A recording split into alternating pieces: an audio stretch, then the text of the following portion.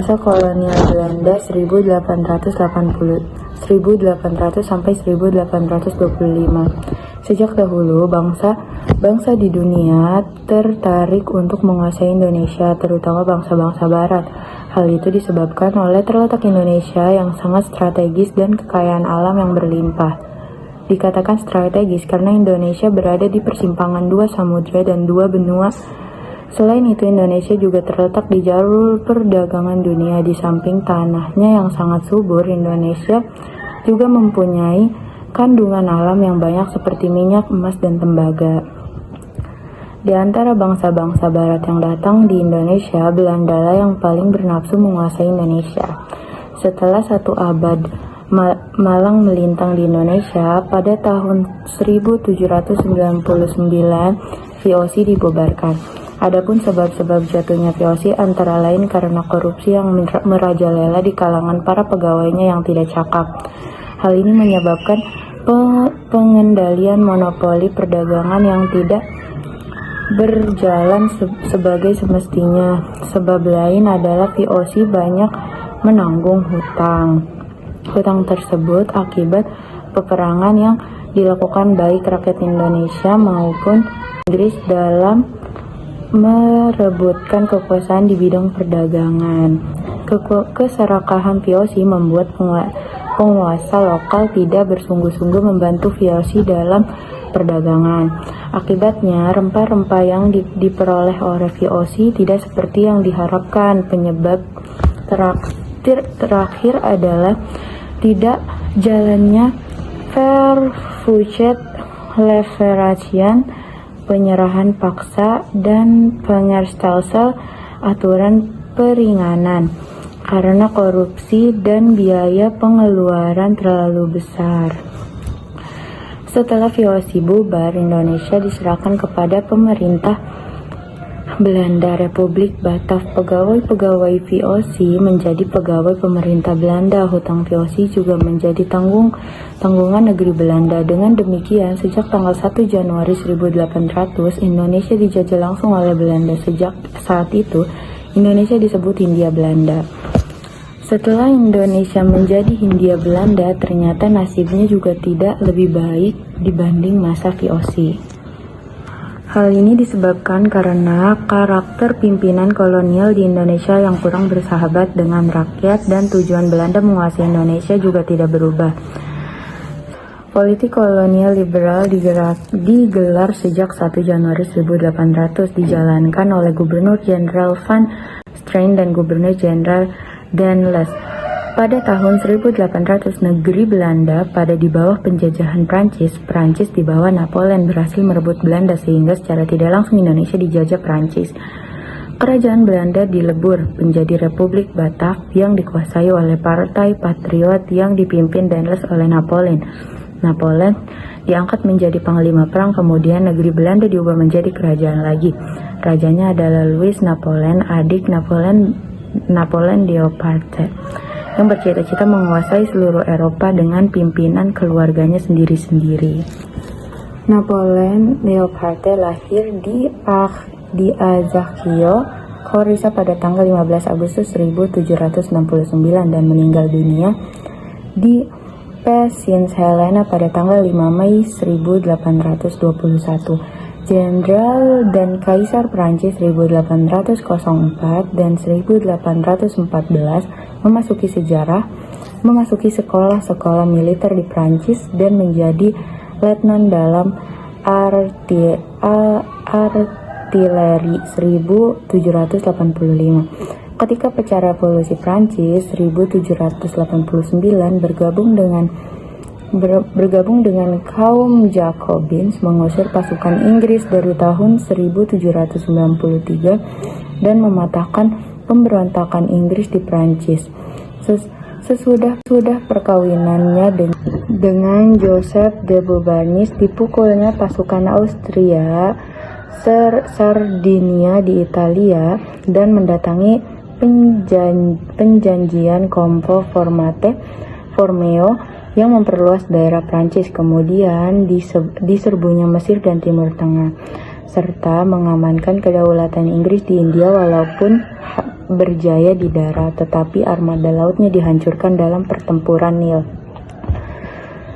Membantu mencernakan kudeta 9 November 1799, membentuk pemerintahan kesaudan dirinya sebagai konsul pertama dan diktator yang sebenarnya. Nyusun Lode Napoleon yang merupakan dasar hukum Prancis. Permusuhannya dengan Australia dan Inggris berakhir pada perjanjian Landéville yang mengakui kekuasaan Prancis atas daratan Eropa.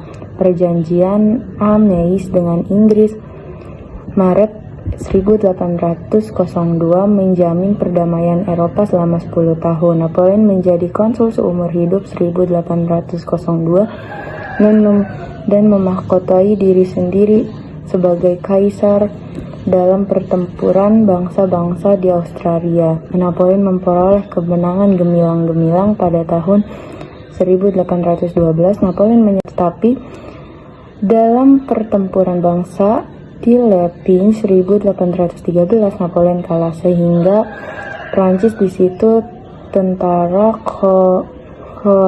koalisi. Napoleon ditangkap dan dibuang ke Elba, tetapi masih diperbolehkan bergelar kaisar. Ia melakukan dari Elba kembali ke Paris dan menjadi kaisar Perancis, tetapi hanya 100 hari. Ia dikalahkan dalam pertempuran Waterloo 1815, lalu dibuang ke Pensil Helena sampai meninggal di sana 1821. Prancis Inggris membahayakan Indonesia karena Inggris berusaha merebut daerah-daerah FOC. Louis Napoleon mengirim Daendels sebagai gubernur jenderal ke Indonesia. Tugas utama Daendels di Indonesia adalah mempertahankan Pulau Jawa dari serangan Inggris. Tugas lainnya adalah memperbaiki nasib rakyat selaras dengan cita-cita revolusi Prancis. Dalam menjalankan tugasnya itu, Daendels memberantas sistem feodal yang sangat diperkuat oleh FOC untuk mencegah penyalahgunaan kekuasaan serta hak-hak bupati mulai dibatasi, terutama yang menyangkut penggunaan tanah dan pemakaian tenaga rakyat, baik wajib tanam maupun wajib kerja, hendak dihapuskannya. Hal ini tidak hanya akan mengurangi pemerasan oleh para penguasa, tetapi juga lebih selaras dengan prinsip kebebasan berdagang. Kondisi pada waktu itu menjadi hambatan pokok bagi pelaksana ide-ide bagus tersebut. Hal ini disebabkan karena pada saat itu keadaan masih berlaku zaman FOC, ialah bahwa ia bupati dan penguasa daerah lainnya masih memegang peranan dalam perdagangan.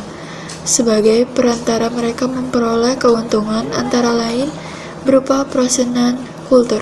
Hadiah tersebut berupa presentasi dari harga tafsiran, penyerahan wajib dan kontingen yang dipungut dari rakyat. Sistem itu membawa akibat bahwa pasaran bebas tidak berkembang dan tidak muncul suatu golongan perdagangan. Suatu unsur sosial yang lazim berperan penting dalam proses liberasi masyarakat feodal atau tertutup.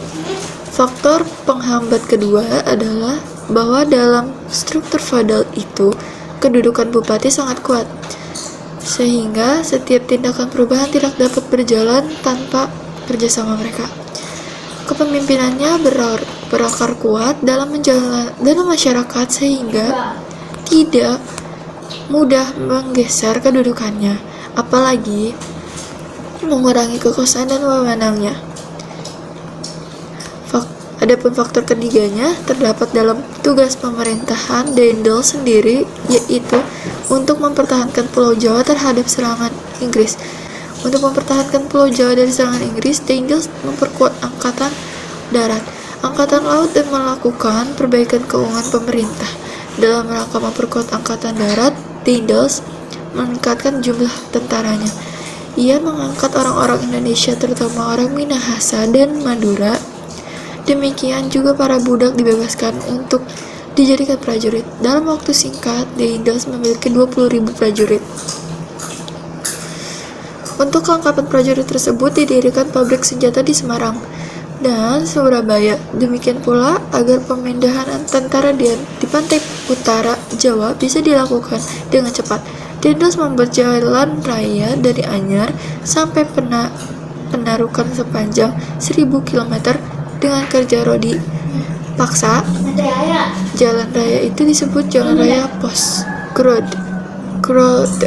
Untuk keperluan pembangunan raksasa itu dibutuhkan dengan tenaga rakyat, maka dari itu wajib kerja verplicht-diensten dipertahankan. Di samping itu wajib penyerahan juga masih berlaku, yaitu pajak hasil bumi kontingenten. Ia juga mengadakan pinjaman paksa dan monopoli beras, serta menjual sebagian tanah gubernemen pemerintah kepada kaum pengusaha partikelir atau swasta. Dengan demikian, pada masa pemerintahan Daendels, sebenarnya sistem tradisional masih berjalan terus. Sejalan dengan prinsip-prinsip kebijaksanaannya, Daendels membatasi kekuasaan para raja. Antara lain, hak mengangkat penguasaan daerah diatur kembali, termasuk jarangan untuk menjualbelikan jabatan itu. Karena mengadakan pemberontakan atau menentang kebijaksanaan Daendels, maka Kesultanan Banten dihapuskan. Daendels dikenal memiliki sifat gila hormat, gila kuasa, dan keras kemauannya. Karena sifat-sifat itu, ia dijuluki Tuan Besar Beledek, Tuan Besar Guntur, sehingga mengundang kebencian rakyat dan para pegawainya. Louis Napoleon yang merasa bertanggung jawab atas baik buruknya pemerintahan di Indonesia merasa tersinggung kehormatannya atau sikap Daendels itu. Karena itu pada tahun 1811 ia dipanggil ke Eropa diganti oleh Jensen. Setelah dicopot dari jabatannya, ia menjadi ofisir tentara Prancis dan ikut menyerang Rusia pada tahun 1812. Ketika Napoleon jatuh pada tahun 1814, Daendels kembali ke negeri Belanda dan diangkat menjadi gubernur di Guinea, Afrika Barat, sampai meninggal pada tahun 1818. Masa pemerintahan liberal 1811 sampai 1816. Tidak lama setelah Daendels diganti Jensen, tentara Inggris di bawah pimpinan Lord Minto menyerang Jawa. Inggris mendapat simpati raja-raja di Jawa, sehingga akhirnya dengan mudah dapat merebut Batavia pada tahun 1811. Itu pula Jensen menyerah tanpa syarat kepada Inggris di Tuntang, sehingga terjadi rekapitulasi Tuntang yang berisi 1. Seluruh kekuasaan militer pada Belanda di Asia Tenggara harus diserahkan kepada Inggris. 2. Hutang pemerintahan Belanda tidak diakui oleh Inggris. Dan 3. Pulau Jawa, Madura, dan semua pangkalan Belanda di luar Jawa menjadi milik Inggris. Ini berarti bahwa Belanda menyerahkan semua daerah jajahannya di Asia Tenggara kepada Inggris. Dalam pengembangan semua bekas jajahan Belanda di Asia Tenggara itu oleh Inggris dibagi menjadi 4, yaitu Sumatera Barat, Malaka, Maluku, dan Jawa, serta daerah sekitarnya. Seluruhnya dikuasai oleh Gubernur Jenderal EIC Indian Company Lord Minto yang berkedudukan di Calcutta, India. Pulau Jawa diserahkan kepada Thomas Stamford Raffles selaku wakil Lord Minto di Pulau Jawa dengan pangkat Letnan Gubernur. Untuk melancarkan pemerintahannya, Raffles membagi Pulau Jawa menjadi 16 keresidenan. Pada masa Daendels hanya dibagi menjadi 8 prefektur. Tiap-tiap presiden dibentuk badan pengadilan Lenan. Masa pemerintahan liberal pada tahun 1811 sampai 1816. Setelah Daendels digantikan dengan Jensen, tentara Inggris di bawah pimpinan Lord Minto menyerang Jawa. Inggris mendapat simpati raja-raja di Jawa sehingga akhirnya dapat merebut Batavia. Pada tahun 1811 itu pula, Johnson menyerah tanpa syarat kepada Inggris di Tuntang, sehingga terjadi rekapitulasi tentang Tuntang yang berisi satu, seluruh kekuatan militer Belanda di Asia Tenggara harus diserahkan kepada Inggris. 2. Hutang pemerintah Belanda tidak diakui oleh Inggris. Dan 3. Pulau Jawa, Madura, dan semua pangkalan Belanda di luar Jawa menjadi milik Inggris. Itu berarti bahwa Belanda menyerahkan semua daerah jajahannya di Asia Tenggara kepada Inggris. Dalam perkembangannya, semua bekas jajahan Belanda di Asia Tenggara itu oleh Inggris dibagi 4, yaitu Sumatera Barat, Malaka, Maluku, dan Jawa, serta daerah sekitarnya. Seluruhnya dikuasai oleh Gubernur Jenderal EIC East Indian Company, Lord Minto, di kedudukan di Kalkuta, India. Pada Pulau Jawa diserahkan kepada Thomas Stamford Raffles.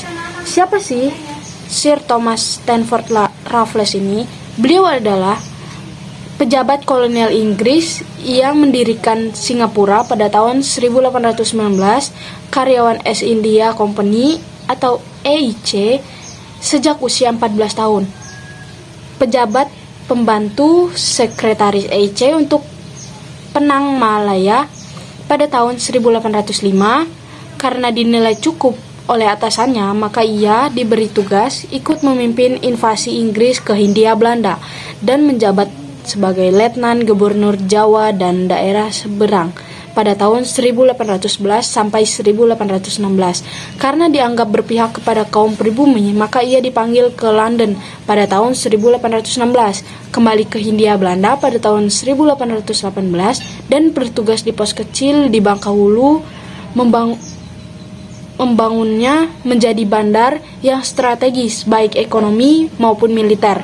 Ia meninggal di Barnet, Inggris pada tanggal 5 Juli 1822. Dia lahir di Yamaika pada tanggal 6 Juli 1781. Nah, setelah kedudukannya menjadi kuat, Raffles lalu mengambil berbagai tindakan terhadap raja-raja di Indonesia.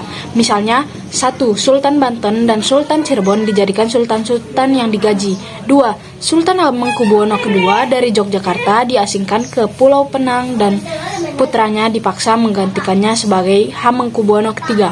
3. Beberapa daerah Kesultanan Yogyakarta pada tahun 1813 diserahkan kepada Pangeran Nokokusumo yang bergelar Paku Alam I di Paku Alam. 4. Pakubuwono IV harus menyerahkan Banyumas dan Madiun kepada Inggris. Nah, ide dasar politik kolonial Raffles ini sebenarnya bertolak dari ideologi liberal yang bertujuan untuk meningkatkan kesejahteraan rakyat dengan memberikan kebebasannya. Akibat pelaksanaan politik liberal ini, maka struktur tradisional dan feodal dirombak dan diganti dengan sistem baru yang didasarkan pada prinsip legal rasional. Nah, masa Komisi Jenderal pada tahun 1816 sampai 1819, setelah Traktat London pertama ditandatangani pada tahun 1814, maka pemerintah Belanda dibentuk sesuai komisi yang akan menerima kembali semua jajahan di Asia Tenggara dari pemerintah Inggris di Indonesia maupun Raffles yang selalu menghalang-halangi pengembalian daerah penjajahan Belanda itu. Namun usaha tersebut hanya bisa menunda waktu dan waktu penyerahan karena akhirnya dikembalikan juga. Raffles yang tidak setuju dengan pengembalian daerah jajahan tersebut, terutama Pulau Jawa, maka setelah penyerahan jabatan kepada Johnson. Sementara itu, komisi yang dibentuk Belanda untuk menerima kembali Indonesia dari Inggris dinamakan Komisi Jenderal. Adapun anggota komisi tersebut adalah Cornelius Todero Eliot, AA, Boykes dan Baron van der Koppelen. Dalam tahun 1816 komisi ini datang ke Indonesia. Dalam tahun itu juga Letnan Gubernur Inggris John Vandal menyerahkan Indonesia kepada Belanda. Di samping bertugas menerima Indonesia dari tangan Inggris, komisi tersebut juga mempunyai kewajiban lain, yaitu Satu, menyusun pemerintahan baru. Dua, mengusahakan ketentraman dan perbaikan nasib penduduk Indonesia. Misalnya penduduk harus dilindungi dari perlakuan sewenang-wenang, perdagangan dan pertanian, penanaman harus bebas, kecuali penanaman kopi, rempah-rempah, dan candu. Menyusun angkatan darat dan laut, menyusun peraturan sebagai pedoman pemerintah Belanda di Indonesia. Istilah liberal dalam arti luas adalah usaha perjuangan menuju kebebasan. Di satu pihak dibedakan antara liberalisme politik dan rohaniah. Di lain pihak, liberalisme ekonomi, liberalisme politik, dan rohaniah berdasarkan pada keyakinan bahwa semua sumber kemajuan terletak dalam perkembangan kepribadian manusia yang bebas, di mana masyarakat dapat menarik keuntungan sepenuhnya dari daya.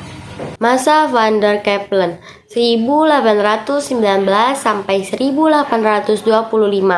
Cipta manusia. Langkah pertama menuju emansipasi perseorangan dilakukan oleh perseorangan reformasi.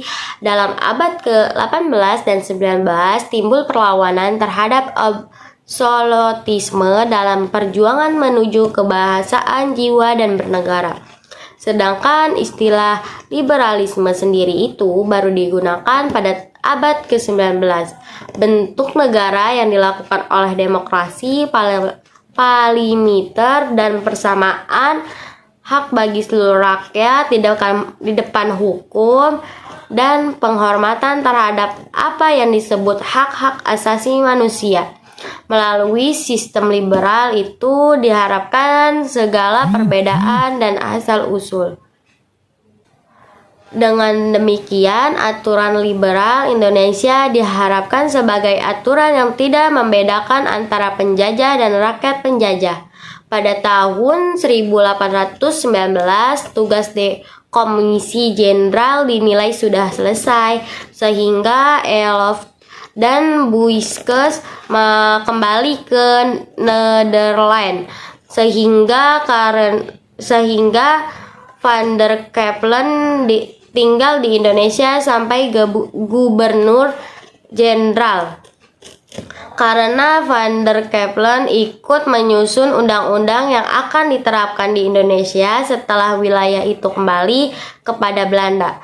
Karena itu pengangkatannya sebagai gubernur jenderal karena dia dianggap yang telah mengetahui bagaimana undang-undang itu dilaksanakan. Tetapi apa yang dijalankan oleh Van der Kepelen tidak seperti yang direncanakan. Adapun alasan Van der Kepelen melakukan penyimpanan tersebut adalah karena undang-undang itu ternyata tidak dapat dilaksanakan dalam kondisi Indonesia saat itu. Menurut Van der Kepelen, tugas yang paling penting adalah mengumpulkan uang untuk menjalankan perintah yang baru itu. Jika peraturan yang liberal dalam Reglement tahun 1819 itu diterapkan sepenuhnya, maka tidak akan diperoleh dana. Dengan alasan tersebut, Van der Kepelen ingin mencari jalan pintas. Oleh karena itu, beberapa peraturan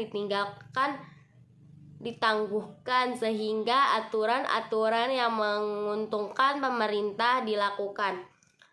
Karena tindakannya itu, Kelindey menyebut Van der Kepelen adalah gubernur jenderal yang reaksioner. Pendapat tersebut juga sejalan kritik-kritik dan dilakukan sebagai pihak kedua Van der Kepelen.